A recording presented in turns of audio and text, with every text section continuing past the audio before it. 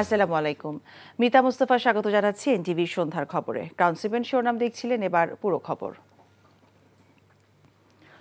London সফরে প্রধান উপদেষ্টা ডক্টর মোহাম্মদ ইউনূসের সঙ্গে সাক্ষাৎ করার অনুরোধ জানিয়ে চিঠি দিয়েছেন বাংলাদেশের ক্ষমতাচ্যুত প্রধানমন্ত্রী শেখ হাসিনার ভাগ্নি এবং সাবেক British MP tulip Siddique. Guardian এক প্রতিবেদনে এই তথ্য জানিয়েছে। চিঠিতে টিউলিপ বলেছেন, তার বিরুদ্ধে দুর্নীতির অভিযোগ নিয়ে যে ভুল বোঝাবুঝি হয়েছে তা মীমাংসা করতে চান তিনি। বলেন, বাংলাদেশে তার কোনো সম্পত্তি নেই এবং সেখানে বাণিজ্য করার কোনো আগ্রহ বা পরিকল্পনা কোনো সময় ছিল না। টিউলিপ অভিযোগ করেন, তার আইনজীবীরা লন্ডন থেকে দুদকের সঙ্গে যোগাযোগের চেষ্টা করলেও কোনো জবাব পাননি। এদিকে প্রধান উপদেষ্টার প্রেস সচিব জানিয়েছেন, তারা এ ধরনের কোনো চিঠি এখনো পাননি। এর আগে বাংলাদেশের সাবেক সরকারের আমলে ব্যক্তিগতভাবে সম্পদ অর্জন এবং দুর্নীতির অভিযোগের জেরে ব্রিটিশ মন্ত্রিত্ব ছাড়তে হয়েছে টিউলিপকে। আগামীকাল 4 দিনের সফরে লন্ডন যাচ্ছেন প্রধান উপদেষ্টা ডক্টর ইউনূস। ঢাকার 2 সিটি কর্পোরেশন সবকটি এলাকায় শতভাগ বর্জ্য অপসারণের দাবি করলেও নগর জুড়ে এখনও ছড়িয়ে আছে পশুর বর্জ্য। দক্ষিণ সিটিতে নগর ভবনের আন্দোলনের রেশ ধরে মাঠ পর্যায়ে কোনো কাজ করছে না অনেক পরিবহন শ্রমিক।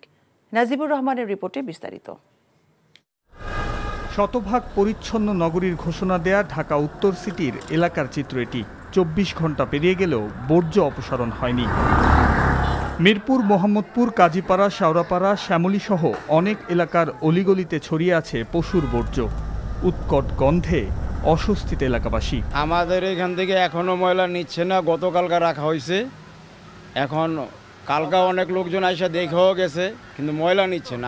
ঢাকা দক্ষিণে রোববার রাত 9টা 30 ঘোষণা করা হয় শতভাগ পরিচ্ছন্ন এলাকা। তবে রায়েরবাজার, হাজারীবাগ সহ আশেপাশের বেশ কিছু এলাকার চিত্র পুরোপুরি ভিন্ন। 24 ঘন্টার মধ্যে আসেননি কোনো পরিচ্ছন্নতা কর্মী। দেখা যাবে যে আধা ঘন্টা আগে উনি জবাই করে এটা রেখেছেন, কিন্তু তার পাশের বাড়ি যিনি আছেন উনি বলতেছেন আমারটা তো সকালে জবাই দিয়েছি, এটা তো সন্ধ্যায় হয়েছে, এখনো নিচ্ছেন না কেন? কারণ ওই কনটেক্সটে দেখা হচ্ছে। দু একটি বিচ্ছিন্ন জায়গা হয়তো থাকতে পারে, যেটা যেমনটি আপনি বলেছিলেন, সেটা খবর পাওয়ার সাথে সাথে উইদিন 10 মিনিটস আমাদের লোকজন চলে যাচ্ছে। 12 ঘন্টার মধ্যে প্রথম দিনের বর্জ্য অপসারণের আশ্বাস দিয়েছিল ঢাকার 2 city corporation. Najibur Rahman, NTV news, Dhaka. 90% রাজনৈতিক দল ডিসেম্বরের মধ্যে নির্বাচন চায় বলে জানিয়েছেন বিএনপির স্থায়ী কমিটির সদস্য আমির খসরু মাহমুদ চৌধুরী। বাংলাদেশের প্রায় সব রাজনৈতিক দল ডিসেম্বরের মধ্যে নির্বাচন চায়। এর ডিসেম্বরে পরে যাওয়ার কোনো যুক্তি নাই। কার স্বার্থে? ডিসেম্বরের পরে কোন গোষ্ঠীর স্বার্থে? যদি ওই গোষ্ঠীর স্বার্থে যদি 90% রাজনৈতিক দলকে উপেক্ষা করে সিদ্ধান্ত দেওয়া হয়, তাহলে সন্দেহ মানুষের মনে জাগবে আগামী দিনে একটা সুষ্ঠু নির্বাচন বাংলাদেশে হবে কিনা। এই প্রশ্ন মানুষের মনে জেগে গেছে ইতিমধ্যে। জাতীয় নির্বাচনে কোনো দেশেরই হস্তক্ষেপ কাম্য নয় বলে জানিয়েছেন জামায়াতের আমির ডাক্তার শফিকুর রহমান। আমরা আশা করব যে নির্বাচনকে প্রশ্নবিদ্ধ করার কেউ চেষ্টা করবেন না, তাহলে আমাদের শহীদদের রক্তের প্রতি আমরা ইমানদারি রক্ষা করতে পারবো না। আমাদের শহীদদের রক্তের অমর্যাদা হয় এমন কোনো নির্বাচন আমরা দেখতে চাই।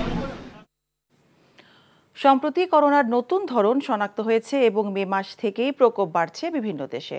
সংক্রমণের হার বাড়ায় ঈদ উল আজহা উপলক্ষে ট্রেনের ফিরতি যাত্রায় যাত্রীদের স্বাস্থ্যবিধি মেনে চলতে এবং মাস্ক পরার অনুরোধ জানিয়েছে রেলপথ মন্ত্রণালয়।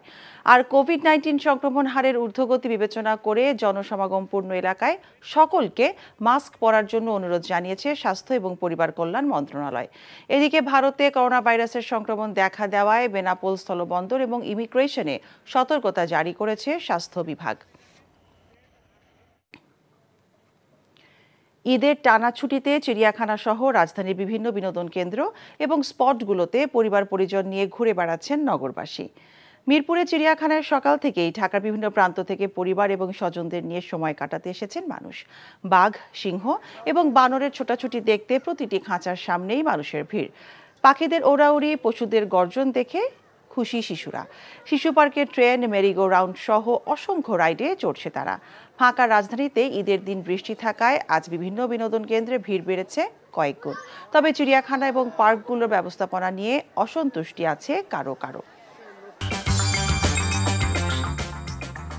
এই ছিল সন্ধ্যার খবরে। এই খবরের ভিডিও সহ আপডেট জানতে ভিজিট করুন এনটিভি অনলাইন www.ntvbd.com। এছাড়াও এনটিভি জনপ্রিয় সব অনুষ্ঠান ও খবরের আপডেট জানতে ভিজিট করুন আমাদের ইউটিউব ও ভেরিফাইড ফেসবুক পেজ।